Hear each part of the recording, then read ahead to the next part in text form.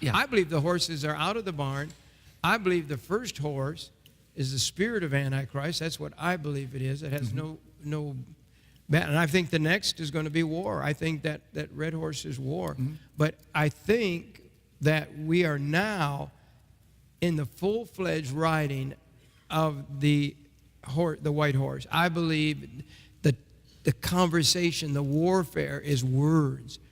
And the Antichrist, is this not the spirit of Antichrist? Mocking God, turning our backs on Jesus Christ? It's like, I don't know, maybe you've got to be old to understand what it used to be in America. But this isn't the America that I was brought up. No, and I had a pastor. He's a great friend of mine, personally still is, and he watches our program and all.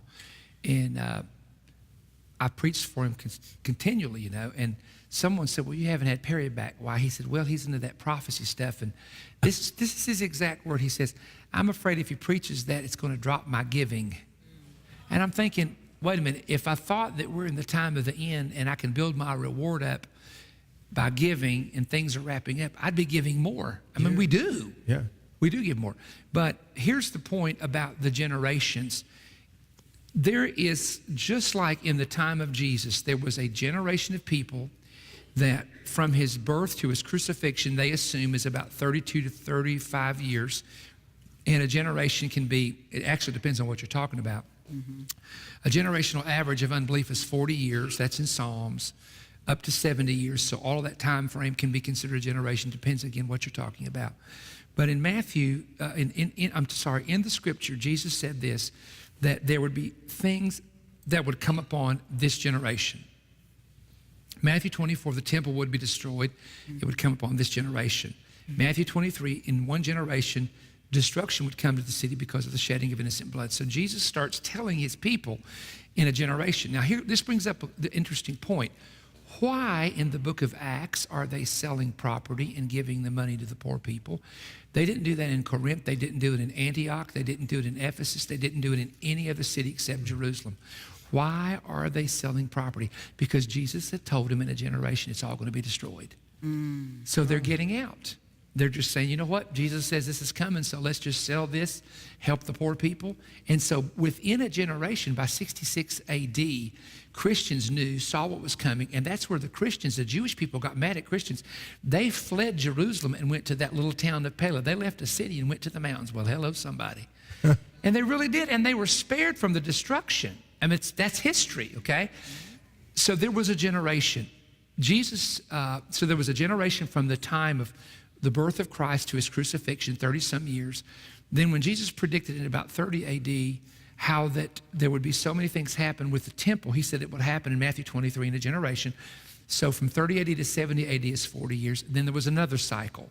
The point is not, for me, is to share that with you, is not so much to try to tag a 40-year period or a 70-year period, but to tell you that there will be a generation in which all these things will come to pass.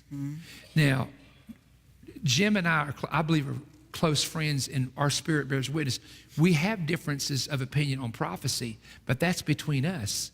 And the other thing I want to tell people is never, because I see people do this, I get the letters from the prophecy people. Some of them are prophecy buffs and some are prophecy butts. I'm sorry, I meant to say prophecy nuts. Where'd that come from? What did you whispered that in my ear, didn't you?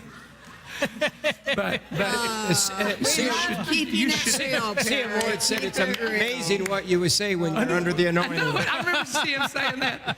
But here's the thing. All of you watching and those of you in the room should never disqualify people who differ with you prophetically from fellowship. That's right. I get so tired. Right. I get so tired, you know. If somebody believes in the rapture, they're a heretic. If somebody believes mid-trib, my God, they're into this. And somebody, we've really got it mixed up here, because what we should be focusing on is what is the now word, and what would God have us do now, and what would God have us plan for. That's what we focus on. Jesus is going to take care of all this other stuff. So, but what I'm saying is that we're in a time frame in which we're seeing the spirit of Antichrist, like Jim said, the rise of ISIS, these Islamic people talking about a caliphate.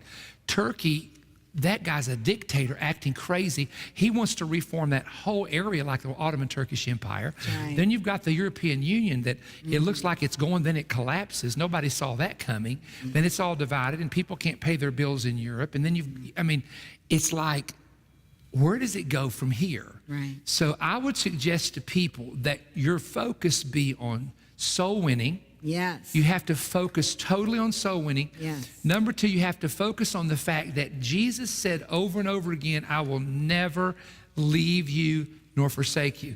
Because your circumstances are not going to be dependent on whether or not God's going to take care of you. God is with you during the best of circumstances. God is with you during the worst of circumstances.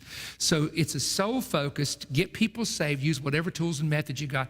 Books are good, videos are good, DVDs are good. Sometimes you can't get folks to church. Get them a tool that say, look, you got to read this or you got to see, please just watch it. Yes. Be surprised how effective that would be. And then again, having confidence and faith that God will never forsake his people. Right. We're not of this world. Look, if I was a sinner, I would be afraid. Yeah. And I feel like preaching a message called "Be Afraid," be Yeah. very afraid, I and think then you just should. explain to sinners, y'all are in really serious trouble. Because Yeah. a guy said to me, "What if you're wrong?" I said, "Well, if I'm wrong, I'm having the greatest time of my life. But if you're wrong, you're in trouble."